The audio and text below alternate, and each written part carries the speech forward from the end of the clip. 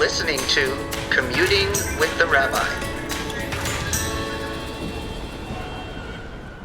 Welcome to Commuting with the Rabbi. This is the first episode of what I hope will be many, and I'm glad that you're with us. The origin story of this podcast is that since moving into the city 3.5 years ago, I have collapsed my commute from when I used to drive all over the Garden State down to about a 10-minute walk commute, which I absolutely love. Don't get me wrong, I am not complaining. So I started to wonder what might be interesting for you all who commute by either walking or taking a subway or an Uber or a cab, and that's where Commuting with the Rabbi began. I also like to teach Torah in the name of the person I learned it from. And so I want to give it up to my friend and amazing colleague, Rabbi Dara Frimmer at Temple Isaiah in Los Angeles. She has a remarkable podcast called The Clergy Suite, and I'd invite you to definitely check that out too. The podcast is planned to come out about every 2 weeks on Sunday morning.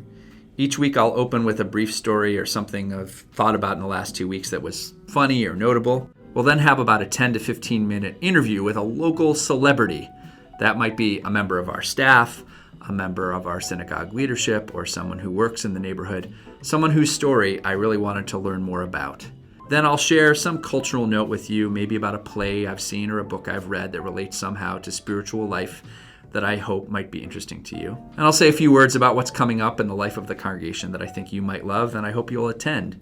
And we'll close out with a thought for the week. Something I hope you'll think about, some intention for a Jewish holiday coming up, or a challenge for something you might take on in the coming week. This is all one big experiment for me, and we'll see how it goes. I hope you'll let me know what you think. Oh, and if you do like what you hear, I hope you'll share it with friends inside and outside the congregation.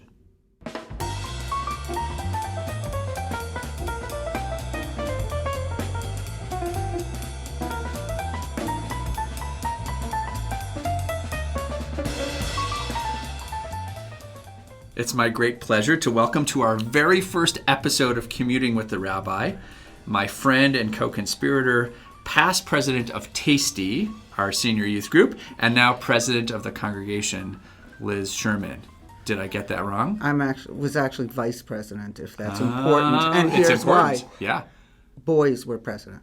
This was the 1960s. Yeah. Girls were not president. They were vice president and did all the work.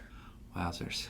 I'm both shocked and not shocked. Did I tell you somebody's going to read this story? John Crouch is going to read this story on Friday night about Rabbi Melman, who told the story that he was assistant from 65 to 67, and that in his first High Holiday kind of review after the High Holidays, he was asked what he thought, and he, as the brandy new assistant rabbi, had to figure out a way to say, oh, they were lovely, and that High Holidays, so this is very much in keeping with the story you're telling, only men had honors on the High Holidays, and Rabbi Melman really wanted, that's his recollection. I'm just going to say that probably didn't even seem weird to people. Right, so he had to find out, he decided that he was going to find a way in his young position to say, and it would be really nice if we could have some women on I would guess if we looked at who was on the board of directors, it was all men.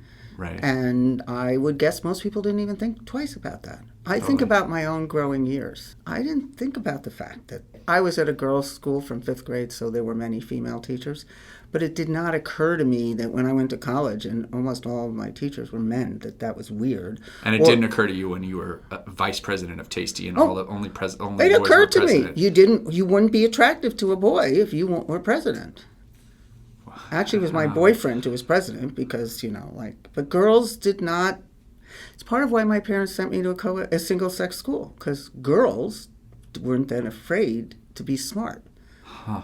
In my day, this was before women's lib had really taken hold. Sure. Women weren't supposed to be too smart. They weren't supposed to be too athletic. They weren't supposed to be too whatever. They were aiming to be wives and mothers. So, wow. So if you were president, who would want to date you? Wow. So I'm just being honest here. No, I don't care if the record that. is a truth or a lie. It's not, no one else is going to remember. So this was the late 60s. It was normal. Right. It was very normal. Tell us a little bit about your Shaaray Tefila origin story. So I grew up in a very secular household. We were Jewish, and my parents belonged to a synagogue where my father had been raised. and bar mitzvah, and his parents and grandparents belonged there, but we did not go. We did not have Shabbat at home. We went on high holidays for the perfunctory minimum amount of time. And we had recently moved to 79th Street between First and York. And there was this new synagogue in the neighborhood. And they said, oh, 1 day a week. Perfect. We're sending her there. And that's how I wound up here at Shaaray Tefila when I was in third grade. And my sister and I, my sister was younger than I, were told to walk to Shaaray Tefila by ourselves every Sunday morning and walk home every Sunday after religious school, even though I was in third grade and she was in first grade. And that's how it became part of my family. That's amazing. And I think I remember, you'll correct me if I'm wrong, that how often did your parents come? They never came. Right. My parents were not even members, honestly. They did not have to be members. They just your had kids to pay the school. religious school fees. So this was not my parents' Shaaray Tefila. It was only my Shaaray Tefila. And when I got a little older and wanted to go to high holiday services, I started coming to Shaaray Tefila. And in those days, you did not need a ticket to go to high holiday services.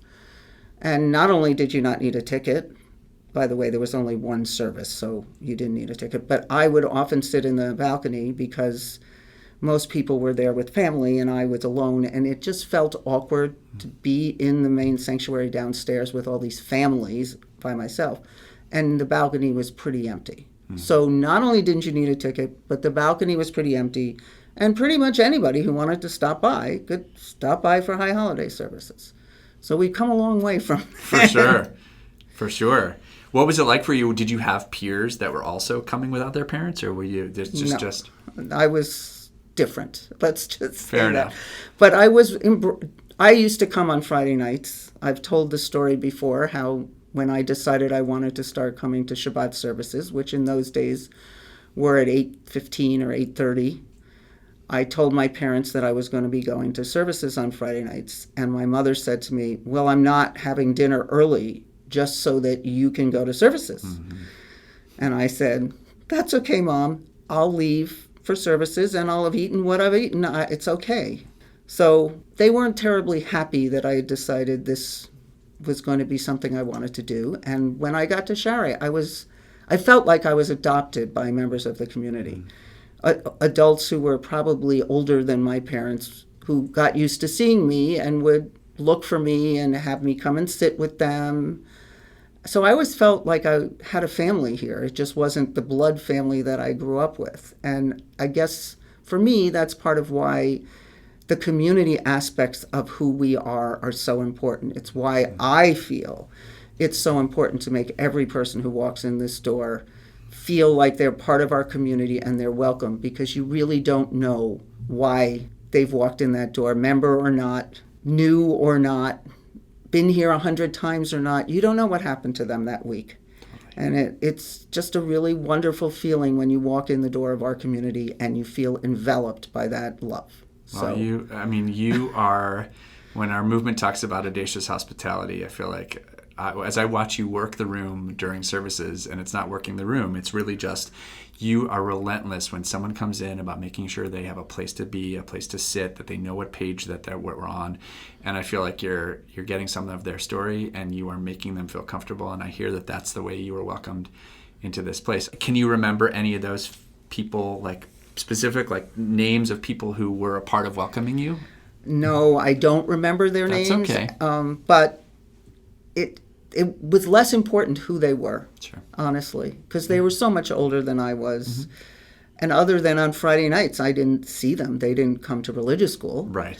I had my group at religious school, but just the fact that I knew I could walk in that door and I would be at home. And that was particularly important for me when I was going through my teen years, which most of us feel we're not understood at home, and most of us feel like it's not fair what we're being told by our parents. I think it's a lovely thing to have a place that you can feel welcomed without judgment. And that's what I hope we will continue to be for people who come here. So what's it like being president of a synagogue? Was that something that when did you imagine, did you ever imagine that would be a thing that you would do? No, never. It certainly wasn't something anybody in my family did. And honestly, one day when after you arrived, Joel, and I was on the executive committee and Barry was president, my predecessor was president, I was sitting in Amy's office, Amy Schwach, the executive director, and she said to me, well, you're going to be the next president. And I looked at her and I said, no, I'm not. And she said, well, what do you mean? It's obvious you're going to be the next president. And I went, huh? I really was so taken aback. And I went home and I told my family about this. And they said, well, of course you're going to be the next president, because they, I guess, had seen in me something I had not seen. And I then talked to Barry, and she said, well, you're definitely on my list. And so, no, I never aspired to being president. And I think it's just because I think of myself as one of the community. And being president doesn't allow you to just be one of the community some of the time. So for me, that's the hardest part, is recognizing that, yes, I'm me, but I'm also the president. And when people speak to me, they don't see that they're just speaking to another congregant, another member. It's member President Liz Sherman. I don't know, but I imagine when you become a rabbi, you have a little bit of the same thing that happens to you. You stop being able to just be you. Yeah. That being said, I love the opportunity to meet all the people in our community that this job has enabled me to meet and given me the excuse to come up and say hello and introduce myself and learn more about our community. And I really like it, and I really am thrilled to have the chance to help make a difference to moving our community forward. So that's the best part about the job.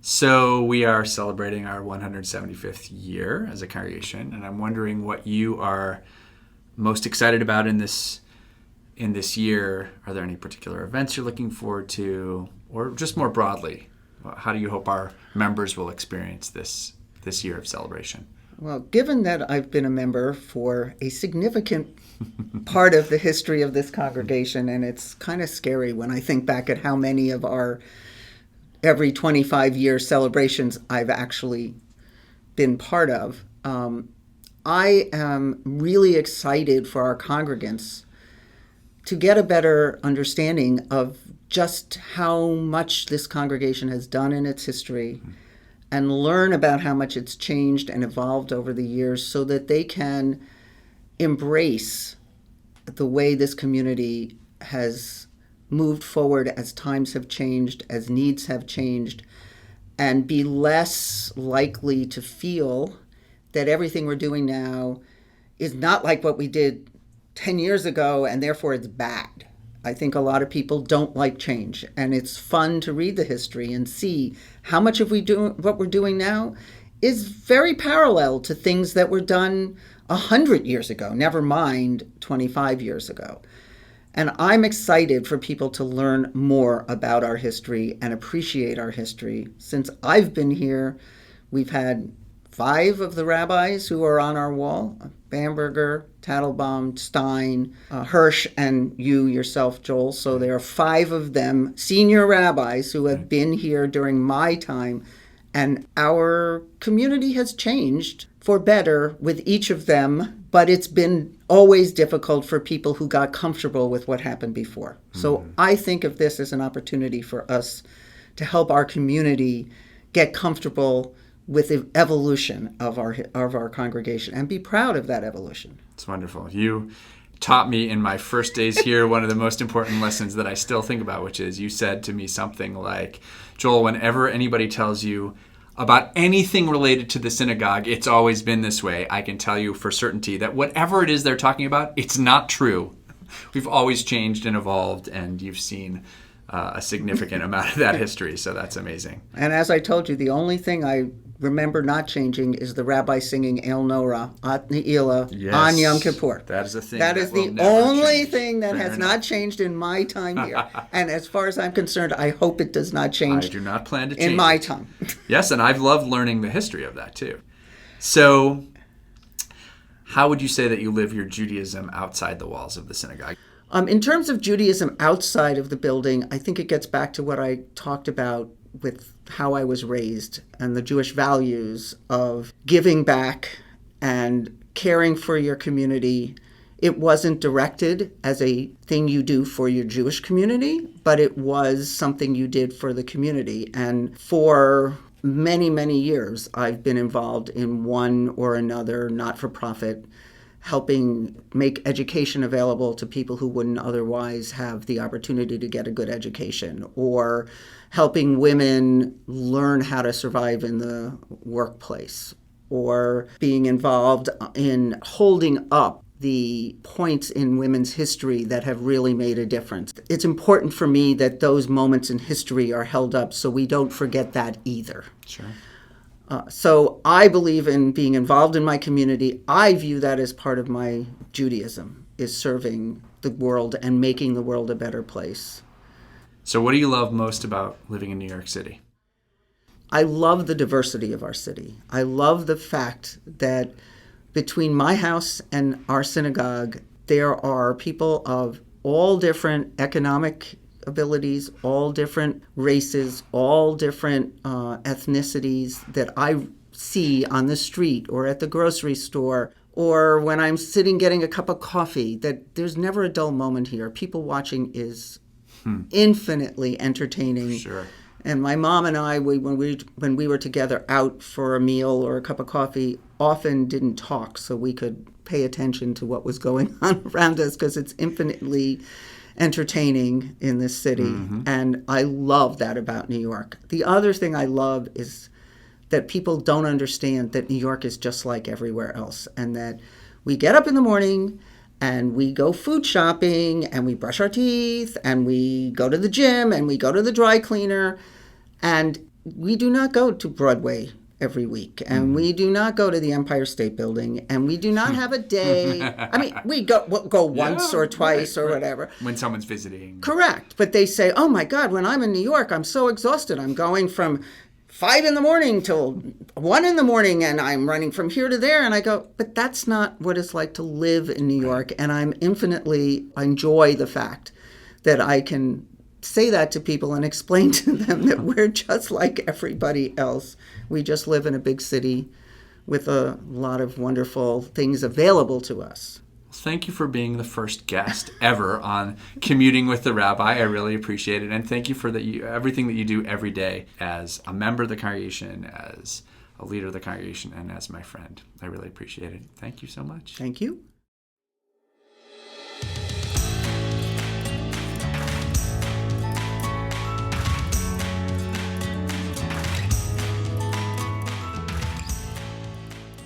We've just begun Black History Month, and I've been thinking a lot about what Bryan Stevenson, author of the incredible book Just Mercy, that has recently been made into a blockbuster movie, tries to teach us. Bryan Stevenson says that if we want to try and get at the root of any challenges we face in our lives, if we want to be in real relationship with other people and not just learn about them from textbooks or cable news channels, we need to, as Stevenson says, get proximate. I was so appreciative of Rabbi Reines' sermon the incredible night of our annual Martin Luther King Jr. service a few weeks back. The choirs sounded incredible, and it was remarkable to see and hear our own adult, teen, and youth choirs singing alongside the amazing Harlem Gospel Choir. I really appreciated Rabbi Reines' message that night as well. She challenged us that night not only to celebrate the legacy of Dr. King, but to think deeply about the work we still need to do in getting proximate to people whose stories we don't really know, whose experiences we can only imagine. And she challenged us to think about the work of justice that Dr. King would still demand that we do today. It's simply not enough to revel in his legacy, or even just to revel in the fact that Jews marched with Dr. King in the civil rights movement. There is still urgent work to do in our time that Dr. King, had he lived, would call us to get proximate to.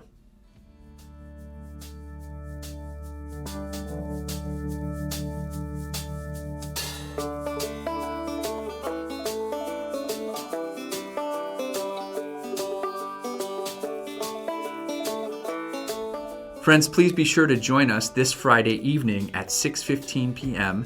as we welcome to our synagogue the incredible Jewish bluegrass group called Nefesh Mountain. They describe their music as where bluegrass, old-time, and American roots music meets with Jewish heritage and tradition.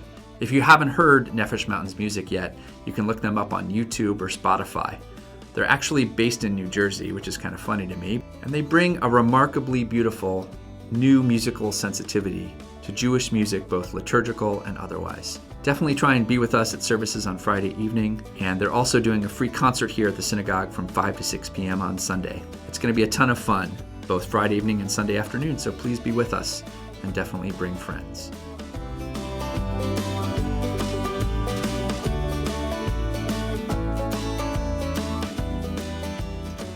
It's so appropriate that we have Nefesh Mountain with us this Shabbat, since it's a Shabbat especially called Shabbat Shirah, also known as the Sabbath of Song. In this week's Torah portion, God tells Moses to have the Israelites set up camp at the Sea of Reeds, but then Pharaoh changes his mind about freeing the Israelites and chases his former slaves.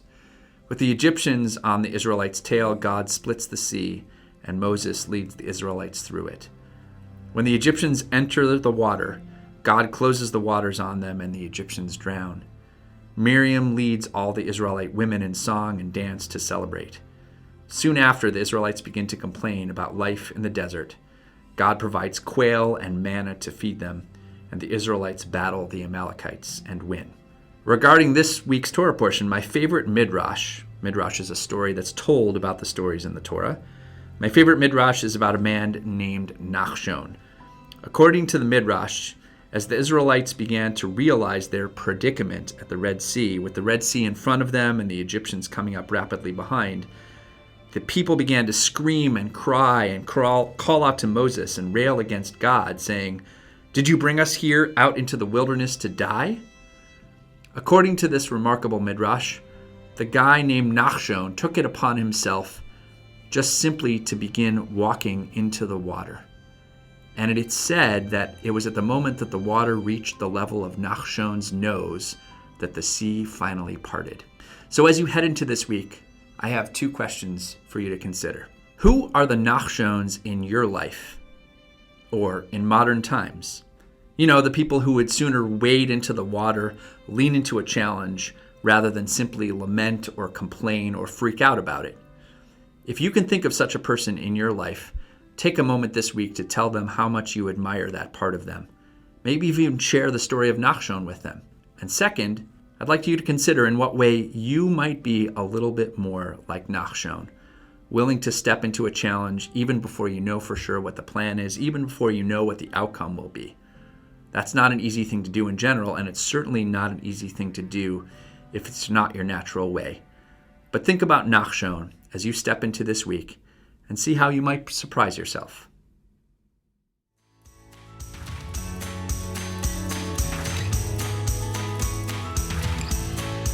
This episode of Commuting with the Rabbi is brought to you by Temple Shaaray Tefila, now celebrating its 175th year.